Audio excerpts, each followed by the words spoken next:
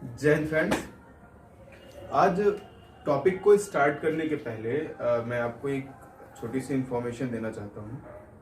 Information ये है कि लगभग रोज अब से जो आपकी क्लासेस हैं वो 5 बजे शाम को प्रीमियर होंगी, यानी शाम को 5 बजे डेली आपको क्लासेस मिलेंगी। आप इसको जितना ज़्यादा से ज़्यादा हो सके शेयर करिए ताकि ज़्यादा से ज़्यादा लोग जुड़ सकें और ज़्यादा से ज़्यादा लोग पढ़ सकें। तो ध्यान दीजिएगा, शेयर कीजिए। अब हम आगे पढ़ते हैं। आज का जो हमारा टॉपिक है मौर्योत्तर काल का अंतिम ये जो है टॉपिक है कुषाण वंश। ठीक, तो कुषाण वंश थे कहाँ के? कुषाण वंश के जो लोग थे ये मध्य एशिया और चीन के बगल रहते थे। एक जनजाति थी, एक कबीला था जिसको हम बोलते हैं यूची जात। यूची जात के कबीले थे। इसमें कई सारी शाखाएं थी, तो उन शाखाओं में एक कुषाण भी थे। इस यूची जाति के लोगों को चीन के राजाओं ने, उनके जो यूची जात के जो नेता थे, उनको चीन का जो राजा था जिसका उस समय नाम आता है हिंगनु, राजा का नाम था हिंगनु। उसने चीन के नेता को मार दिया। चीन के नेता को हिंगनु ने क्या किया? मार दिया। और जब इसको मार दिया तो ये लोग वहां से भाग खड़े हुए। अब ध्यान दीजिएगा, जहां पर ये थे वहां पर इनको किसी ने मारा खूब, और वहां से भागकर कहां चले आए? भारत की तरफ आ गए। अच्छा, ये भारत की तरफ आए। उसके पहले जो यूची जात के लोग हैं, कहीं कहीं पर यह भी मिलता है कि यूची जात के लोगों ने शकों को अपनी जगह से शकों पर आक्रमण किया था, जिसके बाद शक भारत आए थे। ठीक है, तो बाद में इन्होंने इस पर आक्रमण किया, जिसके बाद ये कहां गए? भारत। अब शक भी वही है, वहीं ये भी आ गए। क्योंकि जो ये जनजातियां थी, यूची कबीले थे, ये बहुत ही बर्बर होते थे। तो इन्होंने सबसे पहले किसको हराया? इंडो ग्रीक को। जो हिंद यवन शासक हैं, सबसे पहले हिंद यवन शासकों को इन्होंने हराया, इंडो ग्रीक। उसके बाद जो शक शासक हैं इनको हराया। फिर जो पार्थियाई शासक हैं, पार्थियाई डायनेस्टी थी, इनको हराया। और सबको हराने के बाद जो पंजाब और तक्षशिला का क्षेत्र है उस पर इन्होंने कब्जा किया। पंजाब और तक्षशिला के क्षेत्र पर कब्जा कर लिया इन्होंने। ठीक है, अब हम बात करते हैं कुषाण की। जो कुषाण है ये मुख्यतः 2 कबीलों में डिवाइड थे। पहला कडफिशस कबीला और दूसरा कनिष्क कबीला। ठीक है, जो कडफिशस हैं इनमें तुजुल कडफिशस और बिम कडफिशस 2 आएंगे। हम दोनों थोड़ा बहुत पढ़ेंगे। ठीक, तो सबसे पहले हम इसको पढ़ते हैं, फिर हम इस पर आएंगे। ठीक है,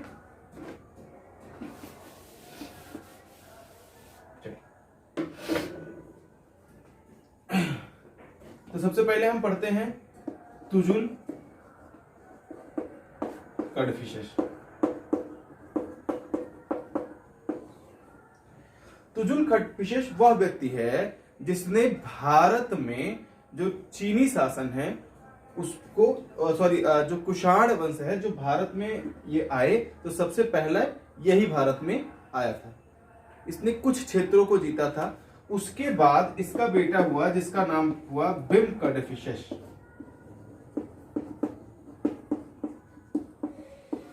अब ये आया तो अफगानिस्तान के आसपास का क्षेत्र कुछ था जिसको इसने जीता था, और इसने सबसे पहले क्या चलाए? तांबे के सिक्के चलवाए।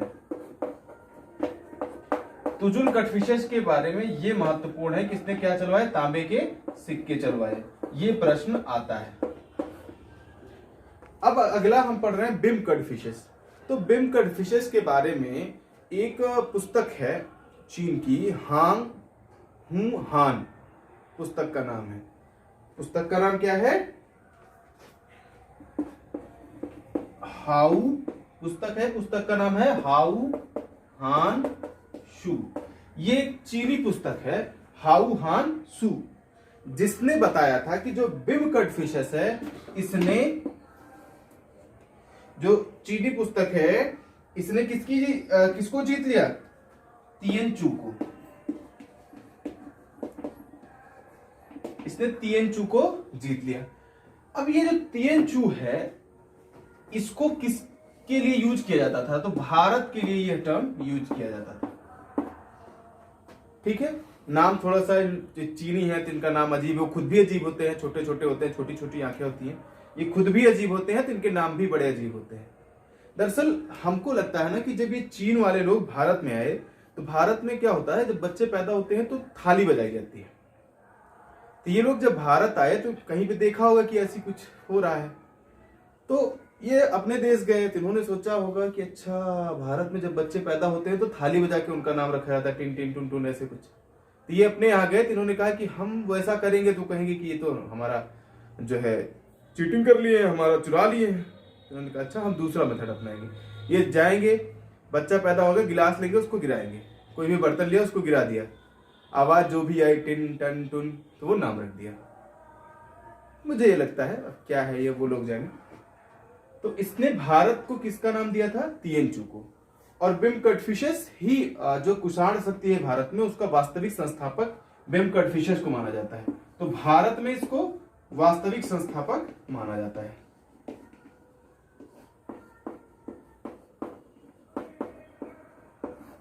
इसको वास्तविक संस्थापक माना जाता है। ठीक, अब यहां पर एक प्रश्न बनेगा, और एक क्या, दो प्रश्न बनेंगे। तो पहले उसका ये जो है पहला वाला प्रश्न क्या बनेगा कि भारत में सबसे पहले सोने के सिक्के किसने चलवाए? सोने के सिक्के सबसे पहले किसने चलवाए? तो जब भी ये प्रश्न आएगा तब आप लिखेंगे उसका आंसर, हिंद यवन शासकों ने सबसे पहले सोने के सिक्के चलवाए। लेकिन जब आपसे पूछे कि सबसे शुद्ध सिक्का किसने चलवाया सोने का, तो बिम कटफिशस ने। ठीक, तो बिम कटफिशस ने क्या चलवाया था? शुद्धतम सोने के सिक्के चलवाए थे।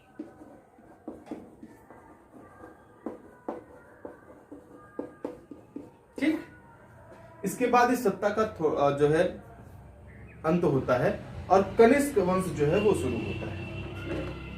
तो कटफिशस में इतना ही इंपॉर्टेंट था, इससे ज्यादा कुछ इंपॉर्टेंट नहीं था। इसमें भी सिर्फ एक प्रश्न आता है, बहुत ज्यादा आएगा तो, कि किसने सबसे शुद्ध सोने के सिक्के चलवाए थे, तो बिम कटफिशस का नाम आता है। या तांबे के सिक्के सबसे पहले किसने चलवाए थे, तुजुल कटफिशस का नाम आता है। बाकी बहुत ज्यादा प्रश्न आते नहीं है, ज्यादा पढ़ना नहीं है। दरअसल ज्यादा पढ़ना भी दिक्कत हो जाती है। जब आपको एग्जाम क्लियर करना है तो उसके लिए हमको वो चीजें पढ़नी है जो एग्जाम से रिलेटेड होती है। हम बहुत स्टोरी पढ़ लें, खूब सारी स्टोरी पढ़ लें, अब वो एग्जाम में आएगा ही नहीं तो उसका कोई मतलब नहीं है। अब आप गए एग्जाम देने, आपने खूब पढ़ा है, पूरा घुसाड़ बस रट लिया है, ठीक, क्वेश्चन नहीं आया, आप आएंगे मैंने तो इतना सारा पढ़ा, इतनी मेहनत की, पूरा पढ़ा, और जो है इसमें से कोई प्रश्न आता ही नहीं है। तो जानना जरूरी है ना कि क्या आएगा क्या नहीं आएगा। ठीक है, हार्ड वर्क से ज्यादा इंपॉर्टेंट है कि स्मार्ट वर्क करना। क्वेश्चन के पैटर्न को समझना ज्यादा इंपॉर्टेंट है देन इसके कि आप पूरा का पूरा रट लें। तो सिर्फ पैटर्न समझिए कि क्वेश्चन का पैटर्न क्या है, किस तरीके की क्वेश्चंस हैं जो आते हैं, बस, और कुछ नहीं करना है, अपने आप सिलेक्शन हो जाएगा। अब हम पढ़ते हैं कनिष्क को। जो कनिष्क है ये 78 से ईसा पूर्व के आसपास इसका जो राजतिलक है वो होता है। तो इसने 78 से 105 ईस्वी तक भारत में शासन किया था और अपनी जो राजधानी रखी थी वो पुरुषपुर रखी थी। सबसे पहले पुरुषपुर, जिसको पेशावर कहते हैं हम, ठीक। और भी एक इसकी राजधानी थी मथुरा। दो जगह इसने अपने शासन के केंद्र को स्थापित किया था, पुरुषपुर और मथुरा में, ठीक है। दूसरा काम जो कनिष्क से रिलेटेड है और जो आता है, पहला प्रश्न, क्योंकि कुषाण वंश में सबसे इंपॉर्टेंट राजा यही है, कनिष्क से बहुत सारे प्रश्न पूछे जाते हैं। जैसे सबसे पहला, इसने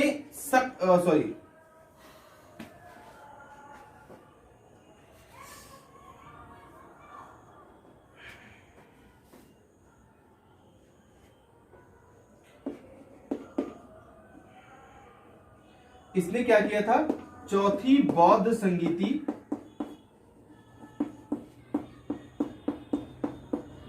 इसने चौथी बौद्ध संगीति करवाई थी। और इसी बौद्ध संगीति में जो बौद्ध धर्म है ये दो भागों में बट गया था, एक आपका महायान और दूसरा आपका हीनयान। इसी बौद्ध संगीति में ये दो अलग अलग भागों में बट गया था। अगला क्या था, इसका जो अगला है कि इसने गांधार एवं मथुरा शैली की स्थापना की थी। मथुरा शैली की स्थापना की थी। अगला, इसी के काल में 79 ईस्वी में 79 ईस्वी में शक संवत की स्थापना हुई थी। और जो ये शक संवत है, जो भारत सरकार है, ये भारत सरकार शक संवत को ही मानती है। भारत सरकार शक संवत को मानती है। ठीक है।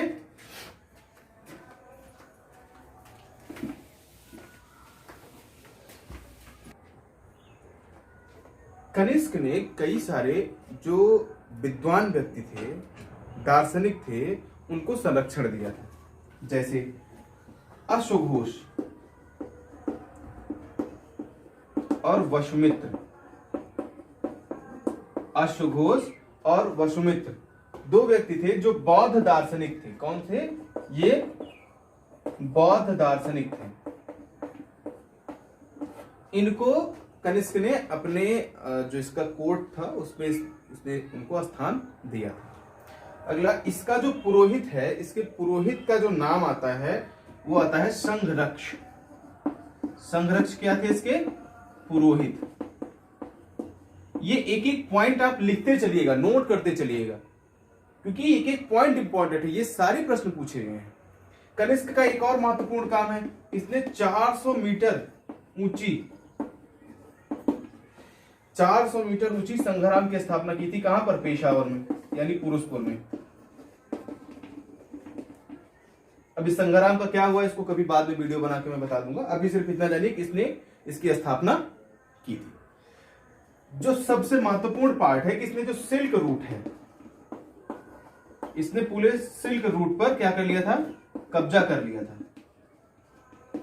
अब चूंकि सिल्क रूट पर कब्जा किया हुआ था, इस वजह से एक चीज था कि इसकी जो इकोनॉमी है वो बहुत मजबूत हो गई थी, कि जिससे को भी सिल्क रूट से व्यापार करना था, चीन से लेकर रोम तक, पूरा का पूरा सिल्क रूट चीन से शुरू होता था और रोम में जाके खत्म होता था। तो जिसको भी व्यापार करना था वो इसी से खत्म करेगा, तो उससे इसको कर मिलता था। और इसकी जो इकोनॉमी है उसका एक महत्वपूर्ण पार्ट क्या था? Silk route.